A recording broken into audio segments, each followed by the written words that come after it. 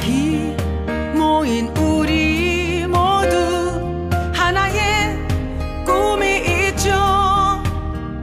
다시 일어날 이 순간 하나의 불꽃을 따라가요. 가슴 깊은 곳 숨겨둔 빛나는 꿈을 꾸며 힘찬 한 걸음 한 걸음 자 이제 뛰어봐요.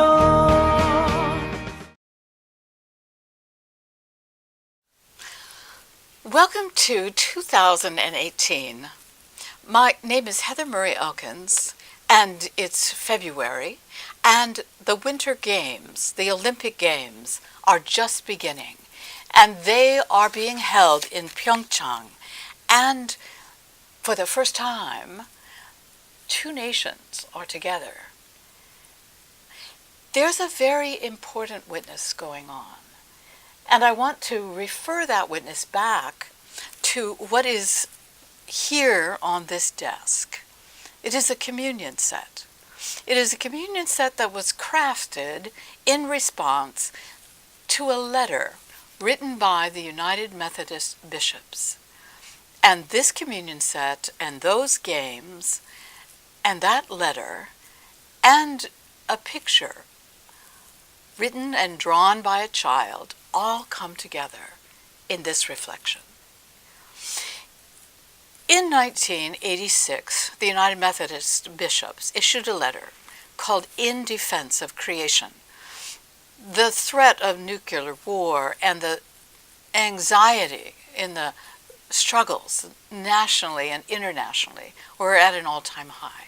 So our bishops gathered and wrote and crafted a letter that was then read to congregations across not only the United States, but in every place there were Methodists.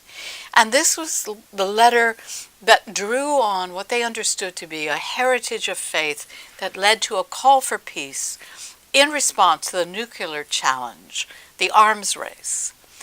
And this was crafted as a defense not of just war, but of creation itself, because of the recognition of the threat that those weapons offered, not just to human species, but all. And this document circulated widely. I felt a need to translate that document into a tangible reminder, a sacramental way to celebrate what that radical claim of faith was, that we as a nation would not use weapons of mass destruction to the level of destroying creation itself, as a first response.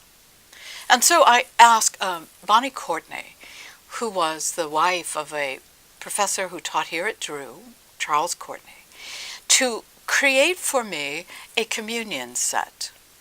I was a very young Druid, and I needed, as the university chaplain at that time, a way to translate that letter into a living interaction of holy human stuff.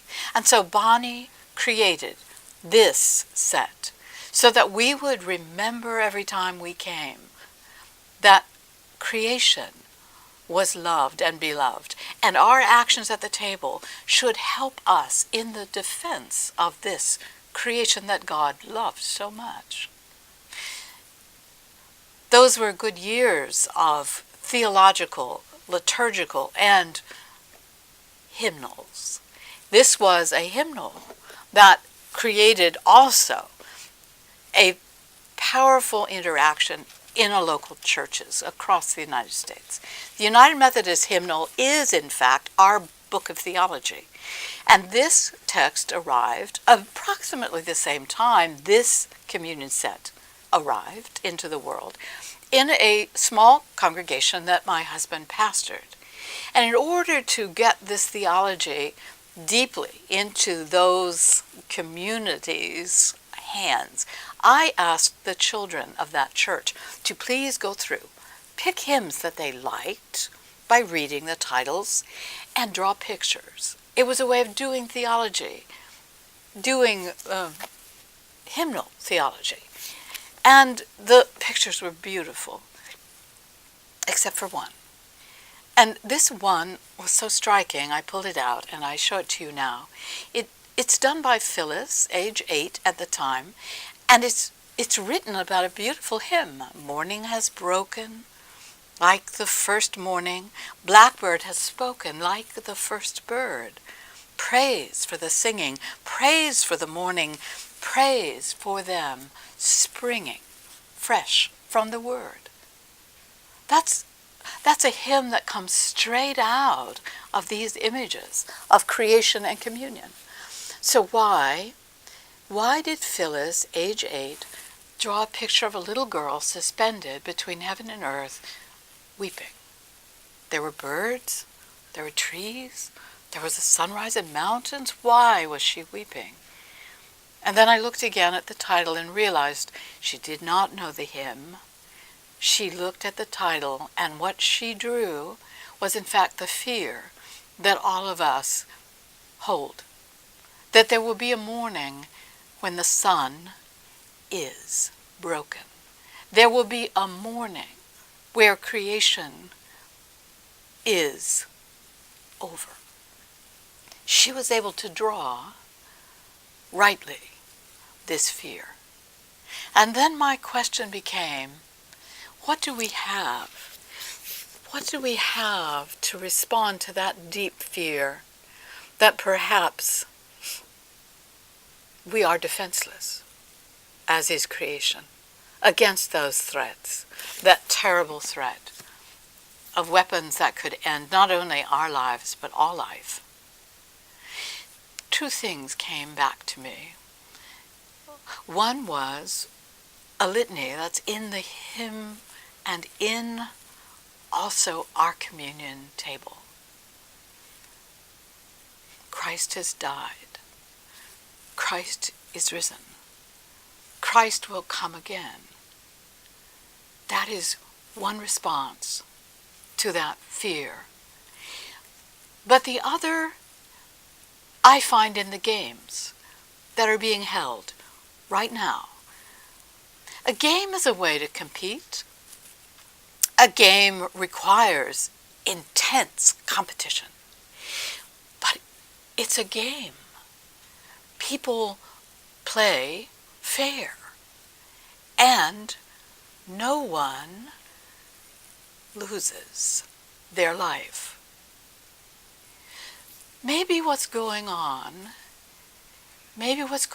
in those winter games is a deep hope, a gesture of reconciliation, a way to defend creation, as North and South Korea, as some Russians and the United States compete in ways that make for life. It might be that which gives us all life as Christ intends.